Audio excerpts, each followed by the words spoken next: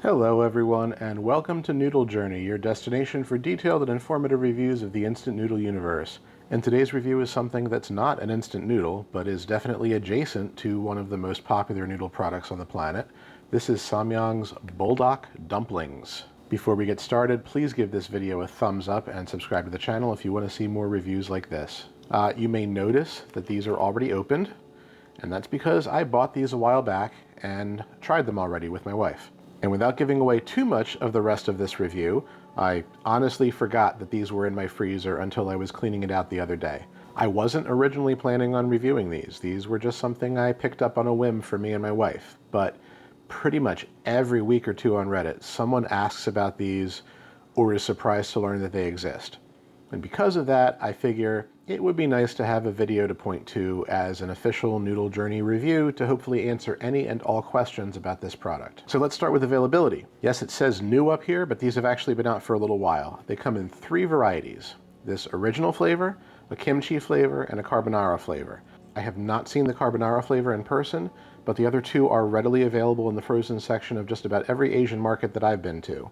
I think I paid about $8 US for this bag, so expect them to be priced somewhere in that range. Before I talk about the ingredients, it is worth mentioning these are certified vegan.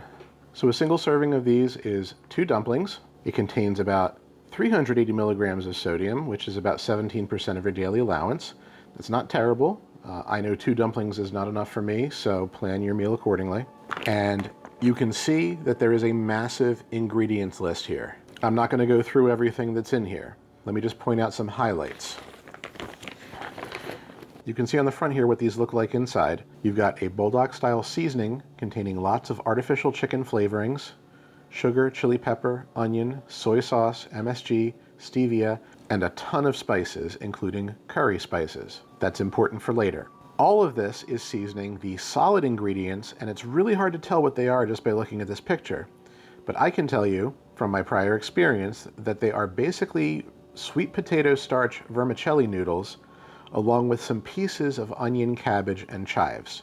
And it's going to be easier to show you what that looks like in a minute after I cook a couple of these up and cut them in half. Now, according to the instructions in the back, you can cook these in many different ways, like microwave, air fryer, steam, or boil, but the recommended method is to pan fry them, which I tried. It doesn't work. By the time, even on a medium heat, that your dumplings are crisped up on the outside, your center is still frozen. So I highly recommend one of the other methods, unless you have the patience to mess with these in a skillet. Personally, for this review, I'm opting for the air fry method because I know that it works. And just to give you an idea of why they don't cook up in 7 minutes via pan frying, is because look at the size of these. They're huge. It says giant dumplings right here on the package. These cannot possibly cook through in a skillet in 7 minutes. So I'm going to go throw a couple of these in the air fryer, and I'll be right back.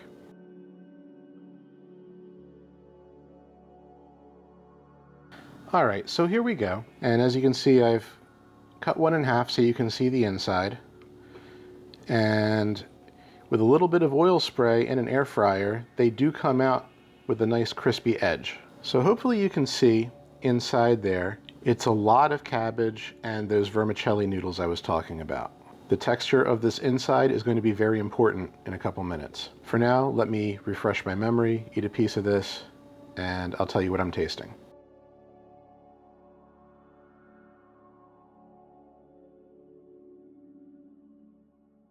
All right, so let me address the spice level first because that is the first thing you're going to notice when you bite into these. This is a Buldak product through and through, which means super spicy.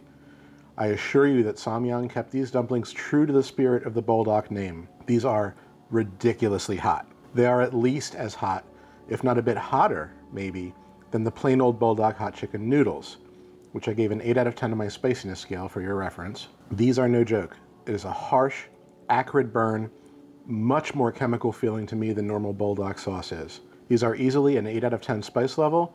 No, you know what? I'm actually going to give them an 8.5 out of 10 because I know from the last time I ate these that spice really, really lingers. So with the spice score out of the way, let me talk about what these taste like and what these insides are like. And if you hadn't figured it out from the introduction, I don't like these at all. And I'm going to tell you why. There's two big issues I have with these dumplings. First off is the flavor. I think that most people who see this in the store buy it assuming that it's going to taste like the packet of Buldak sauce that comes with most of the noodles. It does not. Not even close. Those curry spices that I mentioned before completely obliterate any other flavor in these. And you may say to yourself that you like the little hint of curry powder in Buldak sauce. You know, that very slightly sweet and smoky flavor that you might detect on the back end. Well, I do too. I like that blend. And what's in these dumplings is not that. It is also not the mellow, delicious curry blend found in Buldak curry noodles. No. From what my taste buds are telling me, this is a curry spice blend that is not found in any other Buldak products, and I don't think it's a very good blend. It's some really odd combination of cumin and cloves, which is fine, with an off-putting amount of bay leaf, rosemary, and sage. I have never had a curry blend quite like it, and that's not a compliment. It comes off as pungent, dominating, a little perfumey, just all around unpalatable to me. If you're listening to me whine and you like the idea of this particular blend of spices, maybe these are for you. They're not for me. The other big issue is the texture, which is to say there's none. So yes, pan frying or air frying the dumplings gives you the crisp on the outside, but the inside is total mush. Like I said earlier, it's a combination of sweet potato vermicelli, cabbage, chives, and onion. The problem is it is 90% vermicelli and cabbage, and because those are very soft textures, the entire mouthfeel of this dumpling is also soft, through and through. A better ratio of some crunchier elements in here would have done wonders for the texture. Instead, it is just kind of an oddly boring, almost spongy texture. It is, again, not for me. So with those two things in mind, my overall score for these is a 2 out of 10.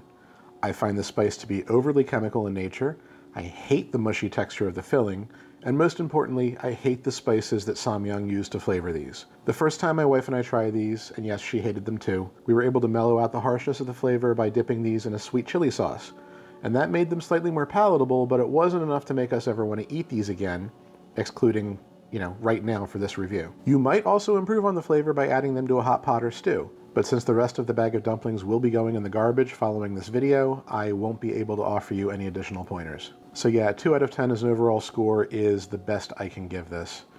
The only thing saving it from complete disaster is really the quality of the wrapper and the size of the dumpling. So I'm really sorry to say that I just think these are a massive disappointment.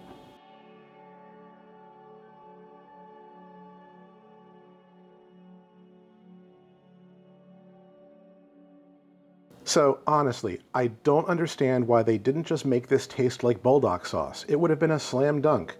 Yet for some reason they decided that this needed its own weird recipe instead. But if you listened to me describe the texture and flavor of these and you thought to yourself, hey noodle guy, that sounds like something I'd enjoy, then by all means try these for yourself and see if you end up liking them more than I did.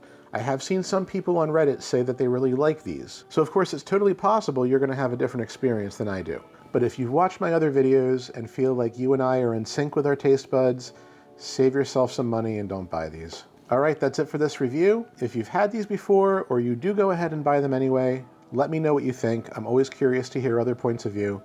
I am a little hopeful that the kimchi or carbonara dumplings fare a little better than these, so I do plan on reviewing those at some point if and when I find them. But of course, I'll be back with more noodle reviews next time, so I hope you'll join me then on Noodle Journey.